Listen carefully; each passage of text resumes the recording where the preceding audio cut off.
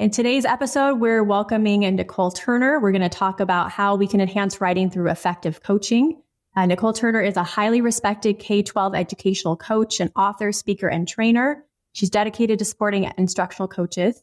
She launched the first full virtual conference designed specifically for instructional coaches, which is Simply Coaching Summit, which has influenced thousands of educators, coaches, and administrators. She's affiliated with organizations such as the Indiana State Teacher Association, Indiana State Reading Association, and the Indiana Council of Teachers of Mathematics. And you can find her instructional books for coaches through Solution Tree Press. So obviously a very impressive guest today.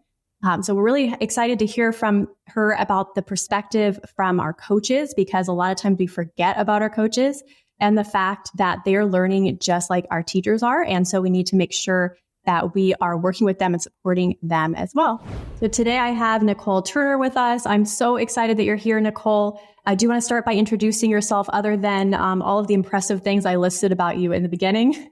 Hey, April. Thank you so much for having me on the podcast. What's so funny is, can anyone guess where I live? Just based on the organizations, when you're like, the Indiana this and the Indiana that, I'm like, oh yeah, I live in Indiana. I'm Indiana. It's so weird. It definitely must be California, right? Yes, absolutely. Absolutely. So, hey guys, my name is Nicole Turner. Like April said, I am an instructional coach. I've been in the field of education for about 18 years. I've just popped out of the field about a year and a half ago to kind of do some traveling and work with school districts across the country, just working to help implement and shift cultures in buildings and work with teachers and coaches. And so it has been a really, really interesting ride. It has really opened my eyes to a lot of things because, April, like when we teach, like I've only taught in inner city schools, right? Township schools, regular schools, but then like now I'm visiting like rural schools and I get to visit like small Catholic schools and I get to it's so cool that I get to see different perspectives of all of our educators across the country. Yeah, that's the best. That's what I love about working with lots of different schools and districts is they're all so different. And the teachers, even some of the teachers, have different expectations or just different experiences because of where they've taught that I just can't relate to, because obviously I came from a very, very rural area is where I taught. But then I did all of my teaching credential things in California where, it's completely the opposite. So it is really exciting to work with people and hear those different perspectives. And it's exciting that you get to go visit them as well. Absolutely. Absolutely. Well, first, I want to congratulate you on the book, Simplify Writing. Thank you. Yeah, it was a big passion project, and I really wanted to make sure that our teachers had what they needed to have some sort of systematic way to really set up and teach writing instruction. Because there's so many great books out there about the theories of writing instruction, but there's really not a whole lot about how to actually put it into place in your classroom with real examples. So I'm really excited to be done with it because it was such a huge project, especially getting all of the materials together to show in the book and getting all the classroom examples. But it just I think it turned out so good. Yes. Well, congratulations. I am super excited to get my copy and dive in. Awesome. Well, let's talk about, you said you visit with a lot of different teachers and coaches. So let's talk about the challenges that you hear from coaches on the topic of teaching writing. So where are they really struggling? Because we know that most coaches haven't taught every subject or grade level that they're coaching. Right.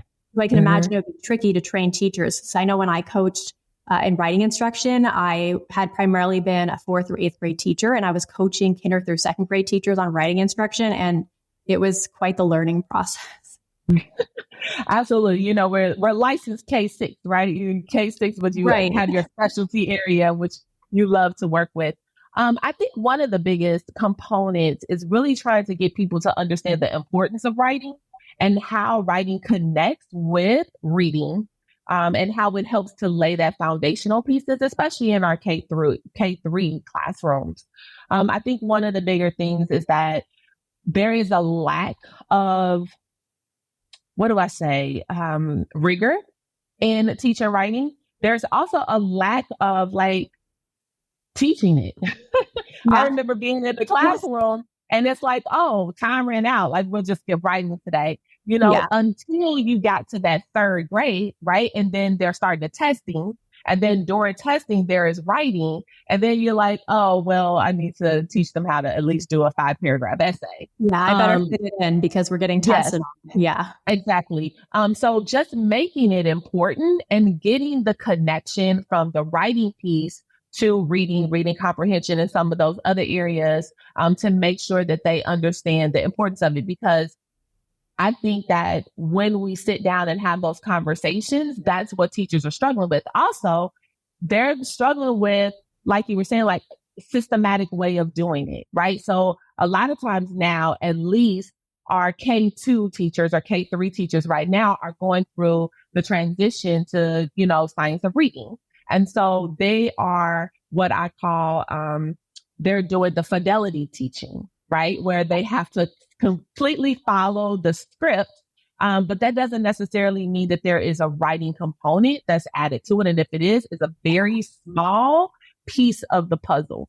And so making sure that teachers kind of understand what writing is, what the expectations are, what the standards are saying, right, about the writing, and then how they can actually implement it, and then how to make it important. Because in reality, you should be writing in every subject area. You should be writing in math. You should be writing in science. You should be writing in social studies. You should be writing in art, right? There is a way to use writing from expressive to, informational. Like there should be writing in all subject areas. And so I think the big shift is that we need to make writing important.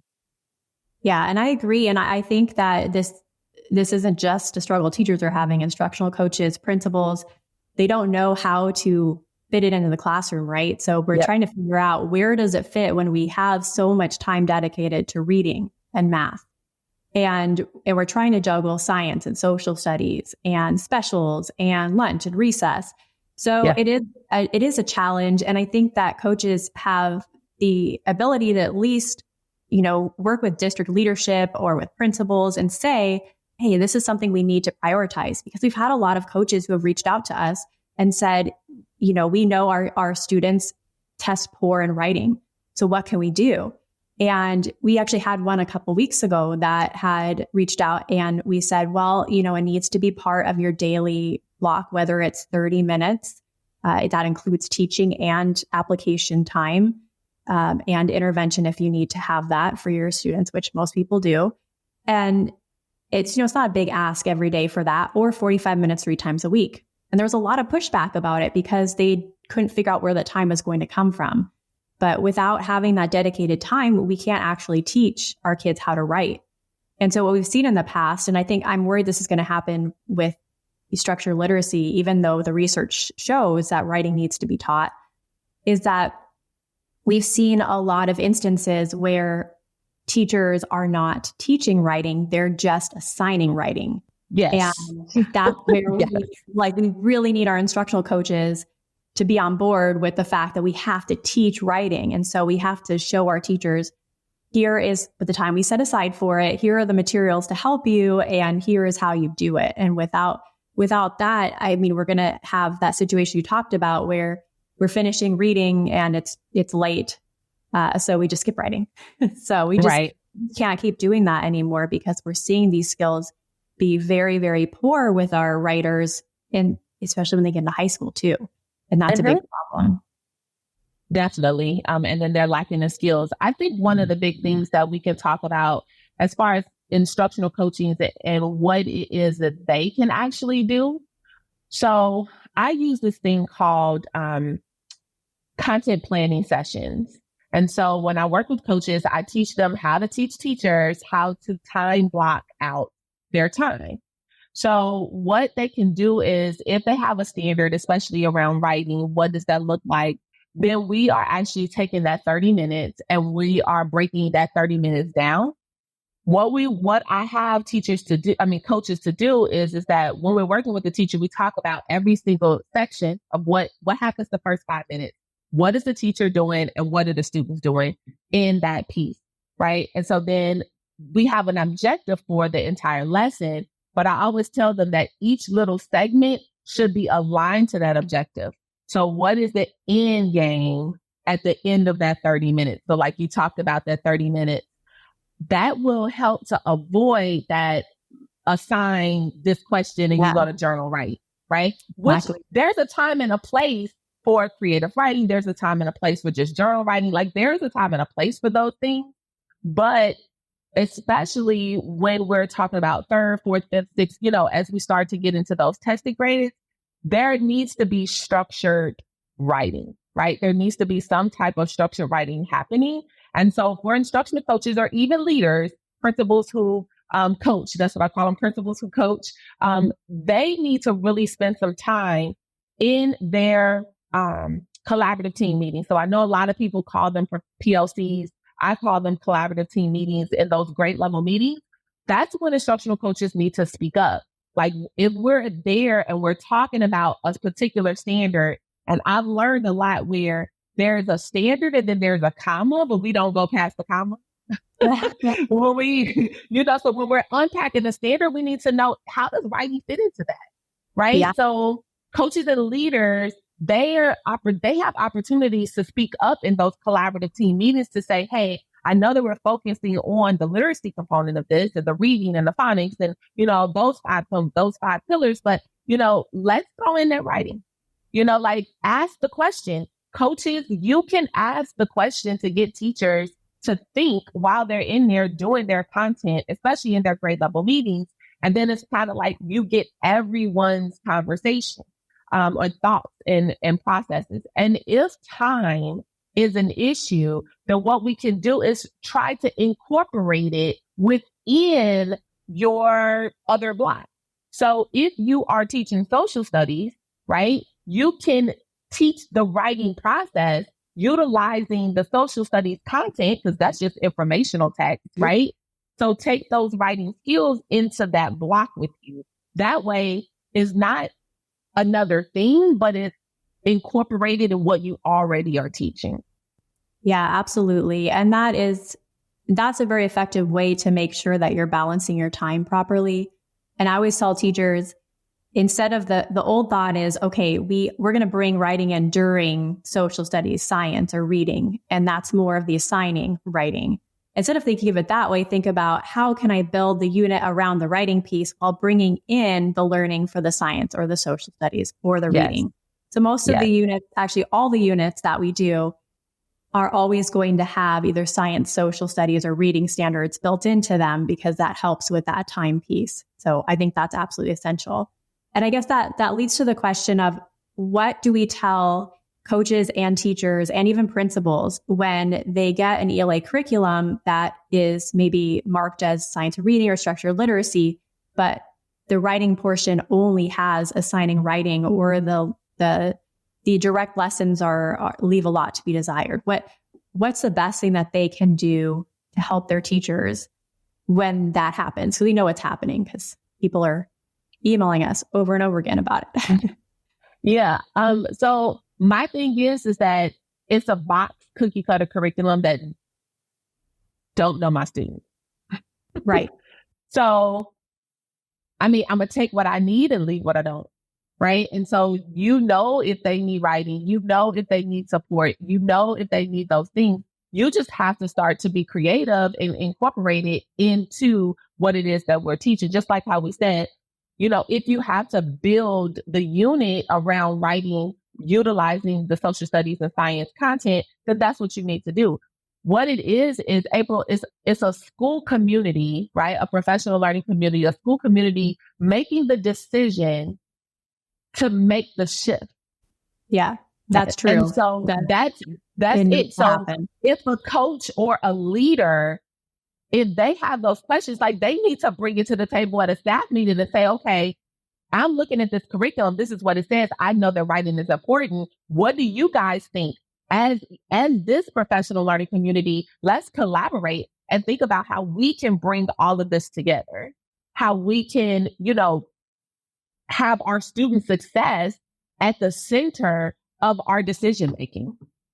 And so I think that it's going to take a culture shift. It's going to take leaders, including teachers. Now, listen to me, principals. You have to include your teachers in the decision making. Like Absolutely. you can't just say, hey, here's a box curriculum, teach it. Now they're going to look at you like, what? Like there's no teacher buy-in for that scenario, right? And so Yeah. you want to make sure that teachers have a voice. You want to make sure that principals have a voice. You want to make sure that coaches have a voice, right? And so it's not just one-sided, but you want to make sure that they utilize what it is that they need that from the curriculum that they have, because it's a cookie cutter. It does not know your students. Yeah, no, I completely agree. And we're seeing a lot of schools have to supplement because there's just a lot of focus put on the reading portion, which we know is important. I mean, the science of reading, this movement is so important. But with that focus, we have to reflect on, are we still incorporating other elements that are really important? And I think a lot of people are thinking about that. And I love that you said that everyone needs to be at the table. There's always situations in places every once in a while where someone in leadership says, writing should be important. I'm going to send an email and tell all my teachers I want writing to be a priority. And then they send an email and that's it, right? We know it's not effective. They have to meet about, they have to discuss what to do. Everyone should be involved in it. The principals, the coaches, the teachers, everyone should bring something to the table and decide how they're going to support their students. And everyone needs to be on board.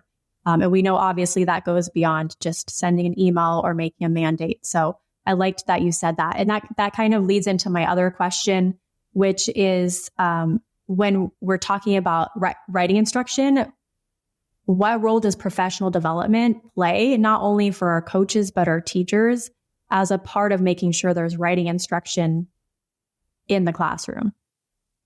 Sure. So I know from the coaching perspective, the professional development is for them to give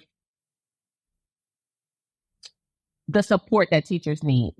They're not going to necessarily just off the bat know exactly what to do, right? Yeah. Like explicitly, I know like when I came out of school, like writing was not, I don't even think I even had a writing methods class, so No, I didn't even know how to teach writing. No. So really it's going to play a very important part in supporting teachers as they transition into those roles. Into actually teaching. Yeah. And when I say roles, I mean like a writing teacher. Yeah. And so you want to make sure that the teachers have what it is that they need in order to be successful. So for instance, doing a book study on simplified writing, right? Taking that and implementing it.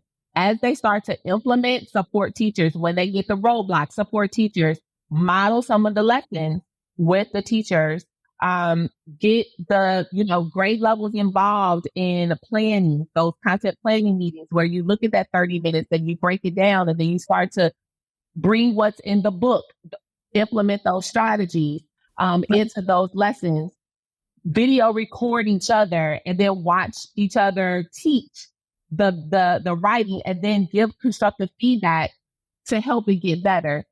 That's how the professional development is done. I call those professional learning opportunities. So, we talk about professional development and as we define that, that's a one-off workshop, right? Where you just show up, getting the information.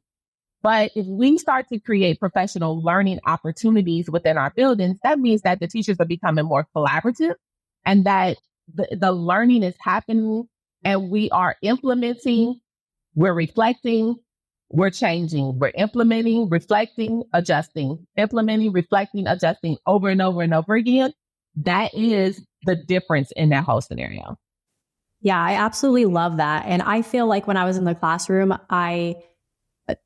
if I had like a quick training and it was an hour and we had a mandate that went with it, I would do whatever I could to meet that, but I didn't always feel like I was properly prepared after. Whereas if it was something that was a focus and we were all planning and talking about the topic and it was ongoing and we were watching each other teach, and that really made a difference for me. So I love that you said that because I think it is beyond just giving a quick training to teachers. And I think a lot of times too, as our coaches, they feel like they don't know what to do enough to train teachers on it. So then they're kind of left as a coach, you're seen as this person who knows everything, I think sometimes, same as a principal. But, as a teacher, I always thought, oh man, coaches are experts. They know everything. But now I'm looking back and thinking, they're people too, right? They have strengths and weaknesses, and they can't have taught every single grade level or taught every subject. And being able to say as a coach, I'm still learning. And I learn from the teachers I work with all the time. I think that that's really helpful. And having everybody really work together on incorporating writing instruction in the classroom, I think that's the best way to say, hey, we're all learning this together. Mm-hmm. Absolutely. I think that that's one of the key components. Instructional coaches are not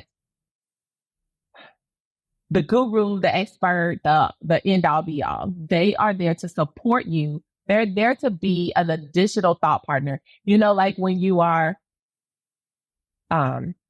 mad at your husband and you call your best friend and you're like, girl, and he did X, Y, and Z and da da da da. You know what I'm saying? And then she's like, it'll be okay. Why don't you try this? And then you're like, okay, I'll do that. Right? And so you think that process. You think about that process. That's just what the instructional coach is, right? They're just a thought partner. They're support. They're not the expert.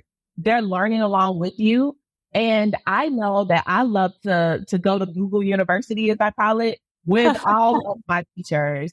We will sit down together and I say, come on, let's Google that together. Let's pull out that book. Let's look at the resource. Let's unpack that standard. What does that really mean? Let's define this. We go through that process consistently. And we do it together, which now we can bounce ideas off of each other. And I can share things that happen in my classroom. That does not necessarily mean that the teacher is going to do it the exact way I did it just because I was successful with it.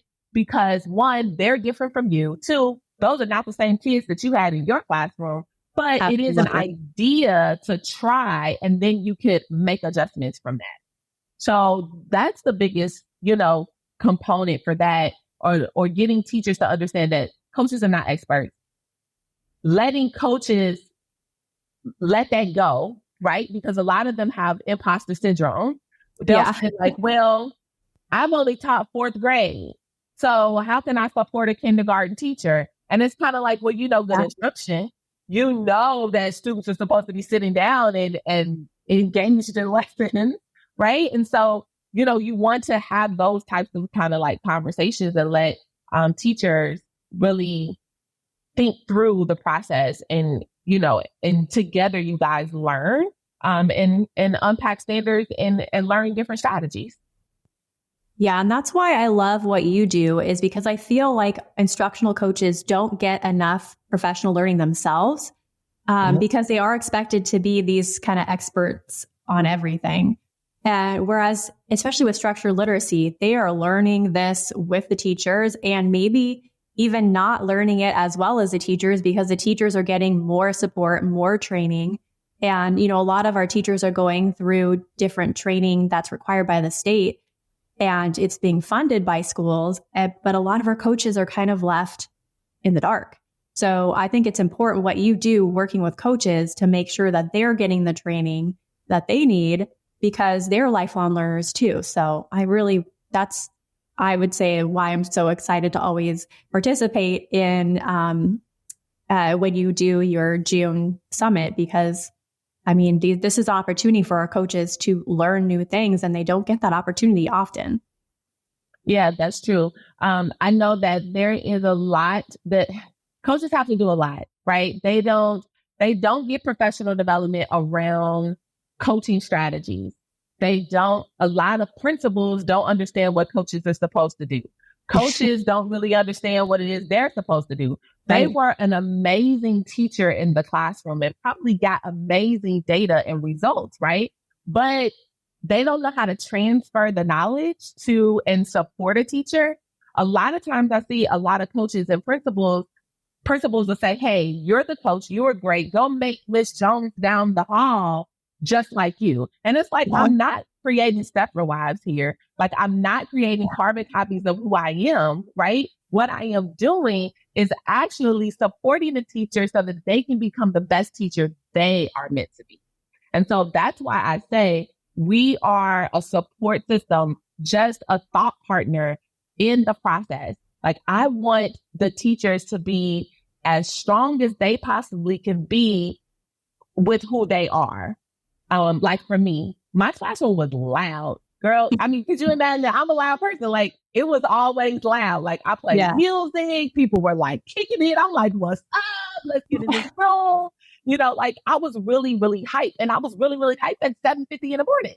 There are some teachers that are not hyped like that, right? There are some teachers that are very calm, mild. And so their classroom culture is more calm and mild. But what if I was a coach and I went to Miss Jones and she was a very calm and mild teacher? My job is not to turn her into a loud teacher. No. My job is to bring the best out of her and to support her in that process.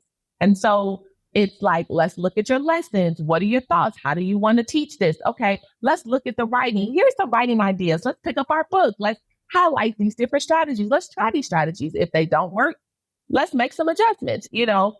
So I know you're talking a little bit about data and how a lot of times we get up with coaches who did really well in the classroom. They had good data. And so now they're a coach. So how can instructional coaches really assist teachers in using data to inform their writing instruction practices? So a couple of things that we could do. I mean, you know, one, you have to look at some benchmark data. If you do map testing, if you do any of that kind of like stuff, there are some strands that align to your writing components.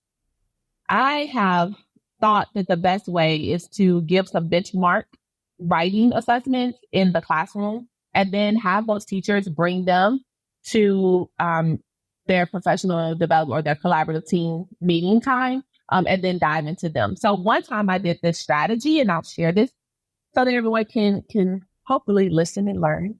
So what I did was I had the teachers to all bring in I had them before the meeting, I had them to submit their high achieving student for writing, like a sample, and then their lowest performing writing sample. So the whole grade level gave the exact same assessment. So comment format assessment. And so what I did was make photocopies of them. And then I put them up on the wall all around the room. And so when teachers came in to the collaborative team meeting, there was a big Post-it note next to it. And so what they needed to do was they needed to say, if this was my student, one, how would I assess this? Like, what type of grade would I give it? And then two, how would I reteach it? So your high students, right? You needed to give a strategy that would grow them. And then your low students, you needed to give a strategy that would grow them, right? Because we always teach to the middle. Like most of the time when we do our direct instruction, like our 10, 15 minute direct instruction, we always teach to the middle. And so teachers know how to teach that part. If they struggle with growing students who are already proficient, and they struggle with growing lower performing students because they don't know that we just need to grow them at least 9 to 10 months. We don't need to like if we consistently do that, they'll get caught up at some point. Right. Yeah. Building those foundational pieces. Yeah. We're not expecting every kid to be at or above grade level. We just want to grow them to increase. And that's something that I am always talking to teachers about too, because first writing is very subjective when you're grading. So we've worked with schools in the past who have had like a pre and post test, and, you know, they trade papers with another teacher and it gets scored, which can be very subjective, even when there's a rubric. And they'll have it graded by one teacher in the beginning who grades a little easier, and the one at the end that grades harder. And then all of a sudden their scores are down. So something we've worked on with those schools is what you were saying, which is looking at the samples for the skills that the students need help with. So not necessarily just scoring it for a score to see if they grew, but starting at the beginning of the year and saying, okay, these 10 students are really struggling with writing a complete sentence, or this class overall doesn't seem to know how to use commas. And taking that information and saying, okay, well, here are the skills I'm going to work with whole group to reteach. Because even in 4th and 5th grade, if our kids aren't, capitalizing letters, we need to go back and reteach that, right? Obviously that's not on grade level, but we have to reteach it. Yeah, we have to spiral down. Right. Mm-hmm. Yeah, we might have to. Or let's just say 3 kids need it. Then we have the opportunity to work with them and do some intervention there. Or like you said, we have those students that are just excellent writers and we have to figure out how can we grow them further. So we are going to need to adjust the expectations for their output. So we're going to have them do further research, or we want their writing piece to include an additional opinion or fact or something that is really asking them to do more than what the middle of the line assignment is. So there's a lot to consider there with that our varying needs of our kids, but assessment is really what plays a role in guiding us when we're setting up our lessons and constantly assessing, not that necessarily is like a formal assessment, but looking, at the end of each writing piece and saying, okay, I still have 20 kids who have fragments and run-ons in their work. We are going to have to make sure that when I'm modeling my lessons, I'm going over fragments and run-ons every time, every opportunity, because these kids are still struggling with that. And that's where we really see that growth. And are they going to write with no fragments and run-ons and perfect grammar and everything at the end of the year? Absolutely not. But I think that assessment is what's going to show the biggest difference. Because we want to do is look at the writing piece from the beginning to the end, not the score, but the piece, and see what areas they've grown in, whether they're writing more, their structure is better, their grammar is better, their spelling's better. You can visually see each year the difference from the beginning to the end if you're consistently teaching writing. And that to me is more important than a score. Absolutely. And I think when I say like, how would they score it? It's kind of how would they identify what the student needs to work on. Absolutely. Yeah. Your activity is perfectly aligned with what I was saying, because they're looking at where, which kids need the most help and what we can do with those kids. And then which kids, of course, have mastered our grade level skills and what to do with those kids.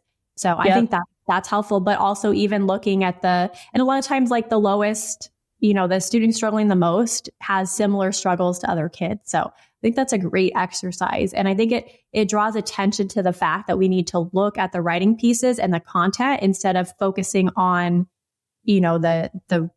the score overall, because that content piece is so important. Yes. And I think one other thing within that is kind of like a built-in professional development, because each teacher is sharing out what it is, their strategy that they would redo, like how they would teach it. And so now when the teachers lead that collaborative team meeting, they're able to take that big Post-it note and have a whole Post-it note full of strategies that they can now implement into their lesson plan. Now coaches can follow up with that. They can say, hey, you got 6 different ideas here. Which one would you like to start with? And how can we now adjust it for your classroom? And so that's one of the biggest, amazing things, I guess, at that point, that teachers can take away. So having a collaborative team meeting, really having those data points. And then also, April, you're able to kind of see what themes are happening in the entire grade level. Yeah. And so that's another thing they're very common issues. A lot of times it's kind of wild. You'll see a group it's 3 different classes of students and they're all struggling with the same skill. Or it's funny, one year I noticed that, I had students coming in and they were writing all from the same teacher before me. They were writing just the best narrative pieces. And I was like, yeah, they're great writers. And we got to informational and it was just, scary bad. So they didn't know how to structure an informational piece. And I'm like, what is happening?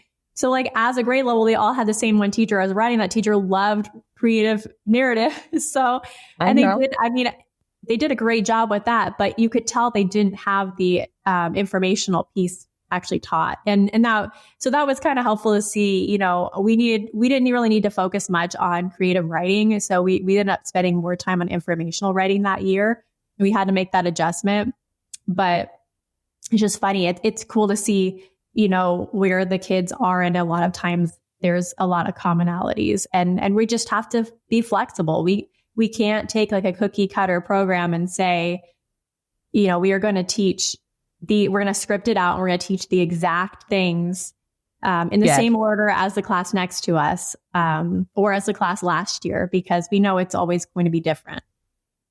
Absolutely. Yeah. And that's the built-in professional development, that collaborative piece, using that data to truly drive instruction. Yeah, I love that. So let's wrap up by talking about how instructional coaches can really balance this, because, we're talking about professional learning, and it sounds like it would take a lot of time to meet consistently about writing. So what's the best way that they can balance this with also, implementing training on science of reading, and then math and science and social studies? So all the things that they have to coach on. So my recommendation is that coaches don't coach on everything. Yeah. We have to, as a professional learning community within our building, we have to create a focus. If our focus is writing this year, then that's what we're focusing on. And so we want to define what it looks like, what it sounds like in our building for that year. And then we just go, hard, go ham on that. Right. And so we just support teachers with that. How they can incorporate it is that it's a part of the learning. It's a part of growing the students, and it's a part of growing teachers. So you just incorporate it just like you would if you were doing, science of reading. So you have your science of reading block, then we're going to do our, writing. How can we fit it in there? If we don't have time, and we're going to make an initiative to create a writing block, right, that incorporates our science and social studies standards. So getting the more bang for our buck, where we are teaching two things at once, pulling them all together and then focusing on that. So my suggestion is one, you can't do it all. Yeah. There is no way that a coach can coach on science, social studies. I mean, you have to pick a focus. The focus should definitely be aligned to your school improvement plan. If your school improvement plan and you guys have a focus directly on literacy, writing should be right there with it. Yes. Period. Point blank, exclamation point. I don't come for me if you choose to, but writing has to be a part of that literacy focus. And so it can't be separate. And then small professional developments or skill-based group coaching really works. It doesn't have to be, really big and extravagant. It could be a 10 or 15 minute, conversation. It could be a grab like one of your videos inside of your simplified writing program, right? Where you guys can sit together for 5 or 10 minutes, watch the video, and then talk about how it can incorporate with what they're already doing. So it doesn't have to be something that's super, extravagant. It just has to be something that's incorporated or included in things that you're already doing. I think that's great advice. And I think that this year, of course, there will be a very big focus on science of reading. But I think the more teachers we have and the more coaches we have and principals and everyone who just says, hey, we're talking about the science of reading we know that all of the studies, not all the studies, but a lot of the studies talk about writing as a part of reading. So let's bring that into that discussion. If we're having a training on science of reading, how does writing fit in? So anytime we're having that conversation about our literacy block, making sure that writing has a place at the table, I think that's really the minimum. And doing small, group activities that focus on writing are a great add to that when we have to focus on that reading component. So I think that's really good advice. And I'm really excited because I know we have a lot of teachers and coaches and principals this year who are hearing what we're saying, and they are talking more about it. So I think we're hopefully going to see a shift this year and see that writing is more is taught more in a more structured way, just like reading needs to be. So I'm pretty excited about that. My fingers crossed. We're going to keep harping on it. Absolutely. We go podcast about it. Well, thank you so much, Nicole, for joining us for this episode. This was awesome. It was great to talk to you. Why don't you tell us how instructional coaches can find and learn more about you, and other than, joining anything in the state of Indiana? Sure. You can visit my website. It's simply instructionalcoaching.com. That is kind of everything that you can find and join there. I am at a lot of the coaching conferences. So like I present at TLC, which is Gym Nights Conference. I present at Coach Fest.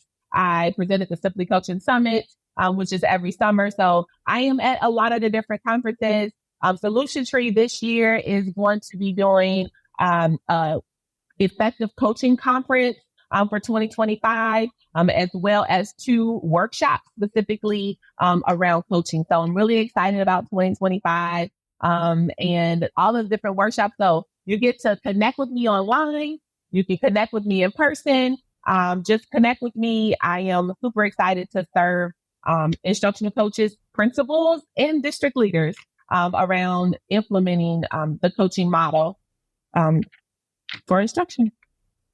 That's fantastic. I'm really glad to hear that there's more opportunities for coaches to learn.